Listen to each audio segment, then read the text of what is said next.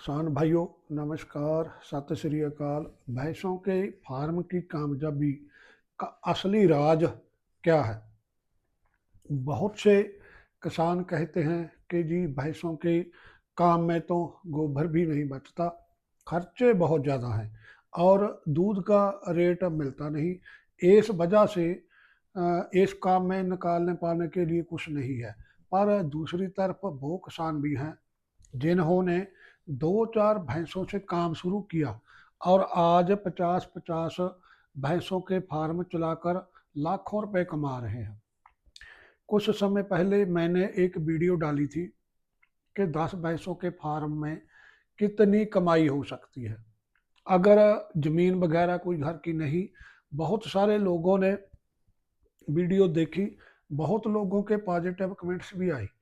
काफ़ी लोगों ने नेगेटिव कमेंट भी किए कि जी इस काम में तो कुछ नहीं बचता। आज हम डिस्कस करेंगे कि डेयरी फार्म फेल होने का कारण क्या होता है, कहाँ हम गलती करते हैं, वो कौन सा तरीका है, कौन सा राज है जिससे भैंसों के फार्म में से बढ़िया कमाई हो सकती है और खुशहाल ज़िंदगी जी जा सकती है। अगर आप भैंस रखने के बारे में सोच रहे हैं, भैंसों का काम करते हैं, तो वीडियो को बिना स्किप किए आखिर तक देखिएगा। कमेंट करके अपना अनुभव ज़रूर शेयर करें।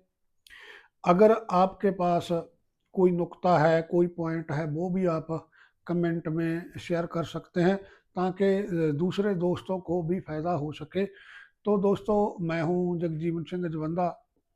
आप देख रहे हैं यूट्यूब चैनल खेती डेयरी जंक्शन हिंदी। अगर चैनल पर नए आए हैं तो चैनल को सब्सक्राइब कर सकते हैं। नोटिफिकेशन के लिए बेल वाला आइकन ज़रूर प्रेस कर लें ताकि आने वाली नई वीडियो की जानकारी आपको मिलती रहे। तो सबसे पहली बात जो कामयाबी का राह खोलती है वो है दूध का सही रेट।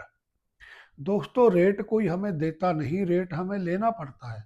अगर आप गांव की डेयरी पर 50 रुपए दूध डालकर कामयाबी ढूंढ रहे हैं, वो तो नहीं मिलती।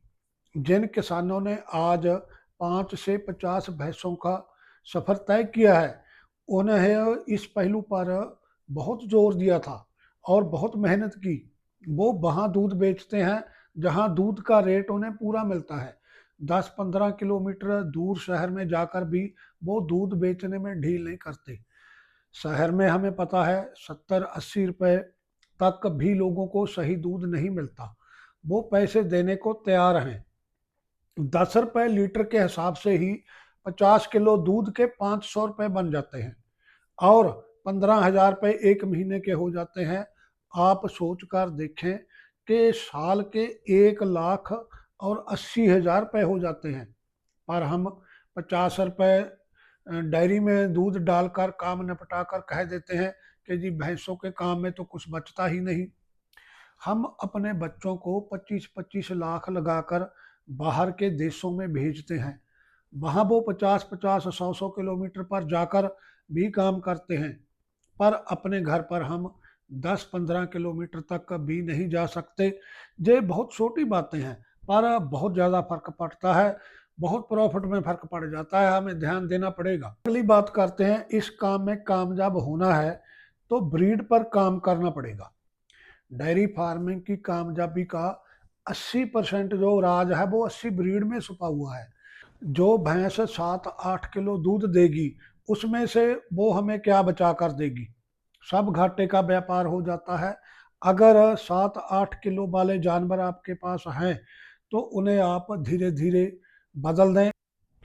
उनकी जगह 80 नस्ल की बढ़िया ब्रीड की भैंसें आप अपने फार्म में शामिल करें, जो लंबा समय दूध दे, कम खुराक में दूध दे और ज़्यादा दूध दे। अगली बात, बढ़िया नस्ल की ब्रीड आप अपनी तैयार करें, बढ़िया तरीके से कटड़ियाँ पालें। भैंस चाहे 80 नस्ल की है या फिर घटिया बेकार नस्ल की है, पालने पर खर्च तो हमारा उतना ही हो जाता है। घटिया नस्ल की भैंस 3-4 साल बाद पालने के बाद भी वो 70-80 हज़ार रुपये की बिकेगी। जबकि अगर हम ब्रीड पर काम करते हैं, 80 नस्ल की भैंस पालते हैं, तो वह भैंस हमारी 1.5-2 लाख रुपए मूल्य की तैयार होती है। अगर ब्रीड पर काम करते हैं तो हमारी थोड़े समय की जो कटड़ियाँ हैं ना, वो भी 50-50 हज़ार रुपए में बिक जाती हैं। तो इसलिए अस्सा सीमन लगवाकर उच्च दर्जे की कटड़ियाँ आप पैदा करें, फिर फार्म में कामयाबी ही कामयाबी है, कोई कारण नहीं कि आप फेल हो जाएँ। अगली बात खुराक के बारे में है। बहुत सारे किसानों के कमेंट आए थे कि भाई खुराक 40 रुपए किलो से कम नहीं पड़ सकती। कुछ हद तक यह बात ठीक भी है, पर अगर 40 रुपए किलो वाली फीड हम तैयार करेंगे, खुराक हम तैयार करते हैं, तो वो बहुत उच्च कोटि के पशुओं के लिए तैयार की जाती है।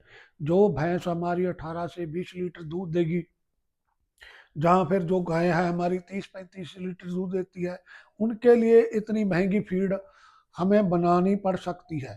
पर अगर हम अपने घर में फीड तैयार करते हैं, हमारे पास 10-12 लीटर वाली भैंस है, तो 32-33 रुपए में भी अच्छी क्वालिटी की फीड घर में तैयार की जा सकती है, जिसमें हम मक्का डाल सकते हैं, गेहूं डाल सकते हैं, जौएं हैं, बाजरा है, ये अनाज डाल सकते हैं, 2-3 किस्म की खाल हम उसमें डाल सकते हैं।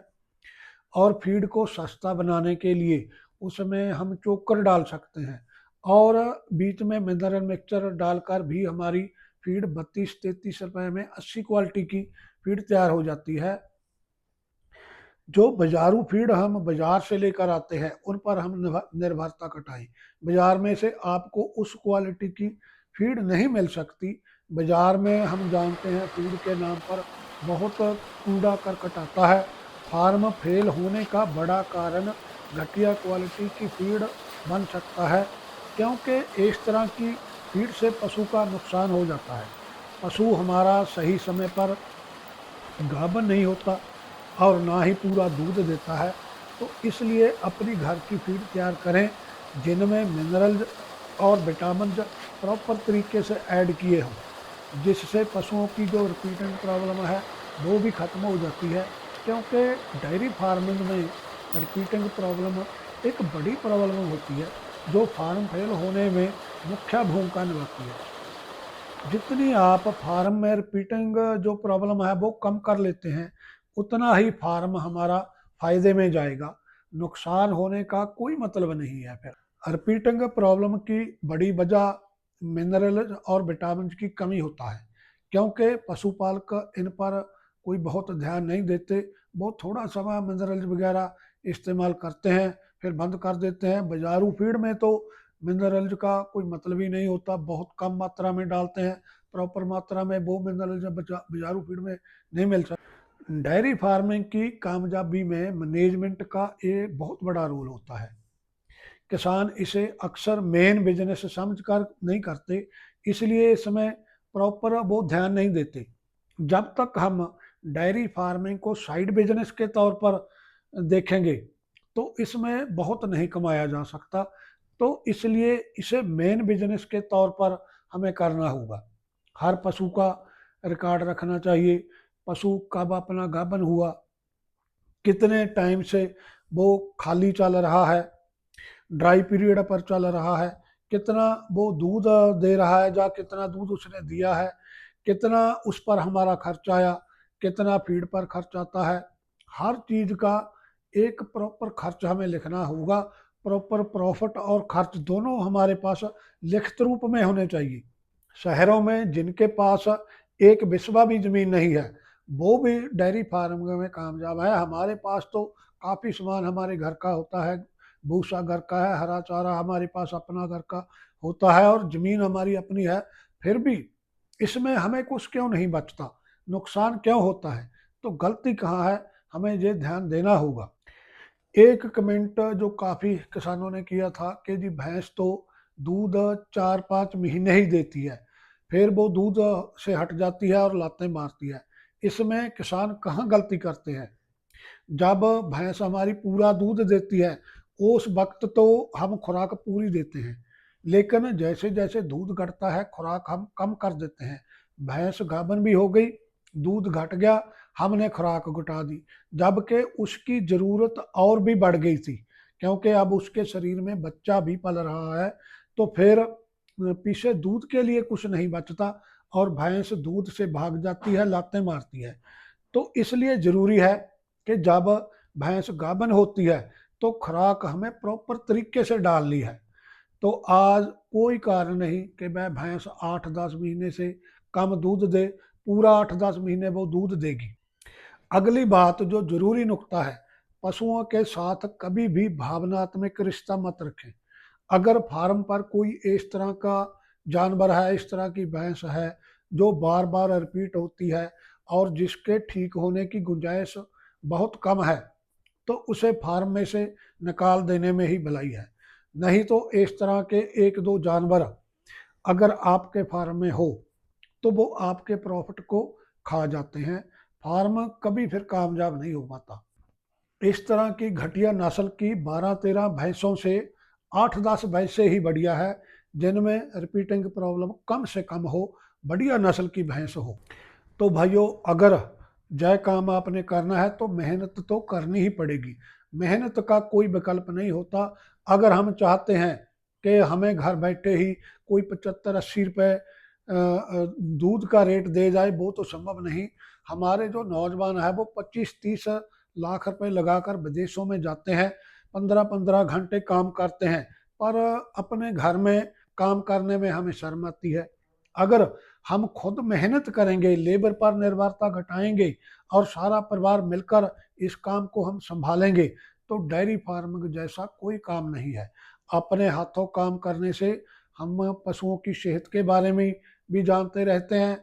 कोई बीमारी वगैरह पशु को नहीं है वो भी हमें पता चलता है, जल्दी पता चल जाता है, तो जल्दी हम इलाज करा लेते हैं, तो हमारा जो इलाज पर खर्च है वो भी कम होता है। तो दोस्तों, नेगेटिव सोचने की बजाय उन लोगों को मिलें, समझें जो इस काम में कामयाब हुए हैं।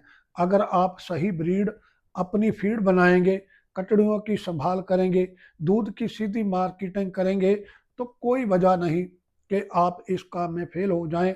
अगर कोई नुक्ता आपके पास है जहाँ आपको लगता है कि कहीं कोई समस्या है, तो कमेंट्स में ज़रूर शेयर करें। आपके पास कोई तजर्बे हैं तो वो दूसरे किसान भाइयों के साथ शेयर करें, उनके काम आ सकते हैं। दोस्तों, वीडियो अच्छी लगी तो लाइक करें, दूसरे दोस्तों के साथ शेयर ज़रूर करें। धन्यवाद दोस्तों, नमस्कार दोस्तों, सत्य